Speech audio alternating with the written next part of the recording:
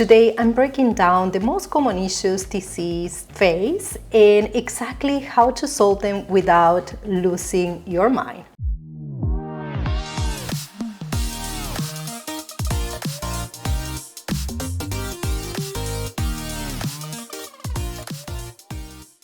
Ever had a client text you at 10 p.m. expecting a response? Or maybe they have asked you to negotiate contract terms totally outside of the scope of a TC, right? And if you are nodding right now, you are not alone. Today I'm breaking down the most common issues TCs face and exactly how to solve them without losing your mind. And these are the exact strategies that transform my TC business and help me set proper boundaries with even the most demanding clients. One of the first challenges many TCs encounter is that some clients might think you are responsible for contracting deals or negotiating terms. They might ask you to handle things like inspection terms, post-occupancy agreements, or appraisal gaps. These can lead to huge issues. Remember, everyone has a role in a transaction and you are not the agent.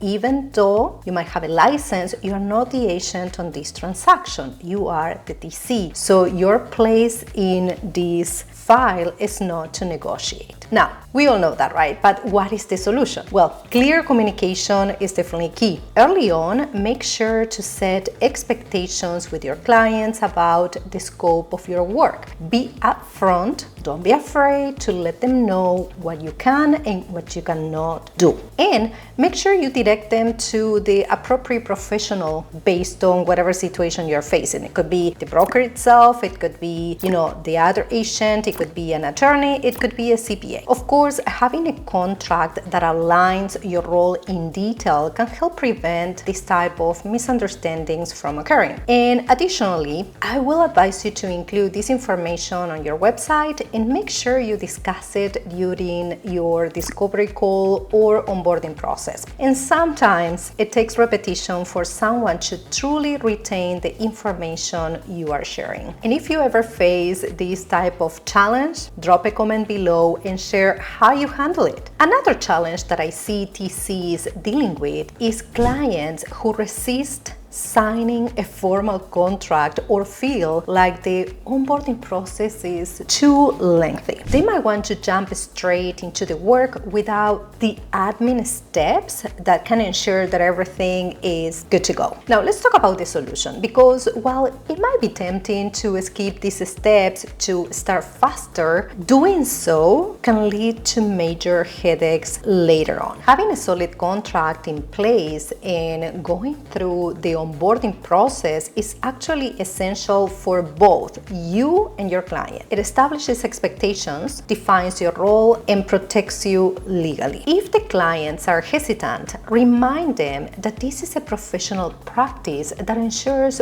both sides are clear on the terms of the working relationship. I will also make it super clear that I cannot start working with a client without the full onboarding process complete, which also includes the signing of the contract. Remember, you set the rules of your business. As TCs, we always aim to offer solutions because we know we play a crucial role in supporting our realtors, right? However, it is important to recognize that sometimes we might be working with a non-ideal client. If, after explaining the process and its benefits, you still don't appreciate that you are a business owner just like they are, and that as a TC expert, you have the best processes in place to serve them better, it might be time to reevaluate the partnership. Quick question for you, TCs watching. Have you ever regretted skipping the contract phase? Share your stories in the comments. Now, another issue that I see very often is clients not wanting to complete the intake form. So clients who don't want to fill the intake forms or provide the necessary details can be a huge challenge. They might send you a contract by email with no additional info, making it harder to do your job efficiently or at all. So the solution is make your intake forms simple and easy to complete, and highlight how that helps streamline the transaction process. I use JotForm for my intake forms, and it's easy to make them interactive. So I use conditions to add or remove certain questions based on the previous answer. And as much as I love intake forms, I also don't want to waste my clients with unnecessary questions. So once that you have this type of intake form, let them know that by filling out these forms, you are able to serve them faster and more accurately as well. And if they push back,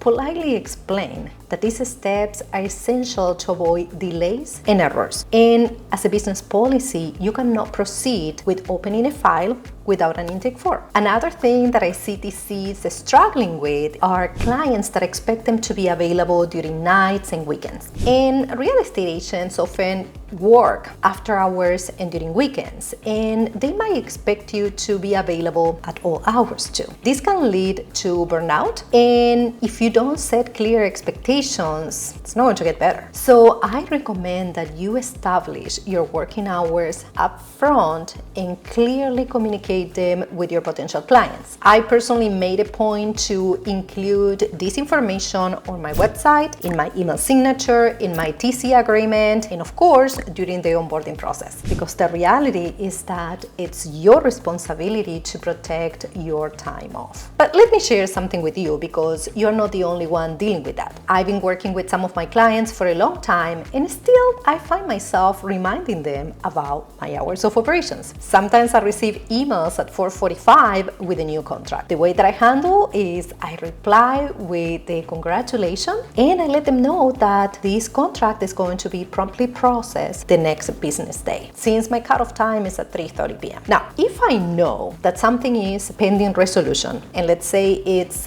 2 p.m. on a Friday, I will send a gentle reminder to the agents, letting them know that we are approaching the end of the day. And sometimes, as I am wrapping up, I see a text coming after 5 p.m. asking if I am done for the day. So if it is 5 p.m., yes, clearly done for the day, because I finish at 5, and it is my responsibility to respect my own rules. Also, by taking a proactive approach and staying on top of your game, you will find that you will never face emergencies that requires your immediate attention. So if you are finding value so far in these tips, go ahead and subscribe. Another issue that I see TCs dealing with is not being able to have a steady flow of clients and contracts. And that happens especially when you're working with non-producing agents, meaning that they do not generate consistent business themselves. So clearly you experience the same thing, right? So this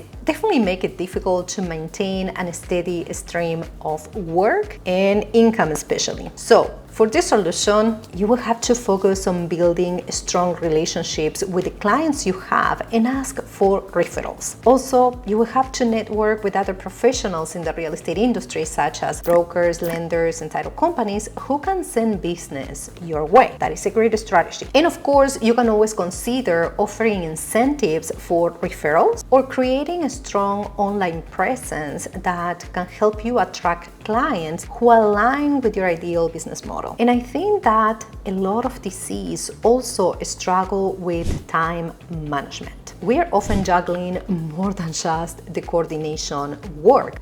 You might find yourself doing everything from bookkeeping to marketing to hiring to training, you name it. And it can feel overwhelming to balance all the tasks of running a business alongside the client work. And for the solution, what I recommend is for you to implement some type of task management tool. Avoid doing everything manually. You can also delegate or outsource some of the tasks that are not TC related okay? And that can help you free up more time for what you do best, okay? And also investing in tools or even hiring a virtual assistant just for admin tasks can help you stay on top of things. And I definitely recommend to use automation as much as possible, as they do not only save time, but allow you to reduce errors and be more consistent on the level of service that you provide. If you're using task management software, most likely you are already using automation, but you can extend the automation beyond the TC tasks. You can always keep it simple and start small. I recommend to watch this video here for more ideas.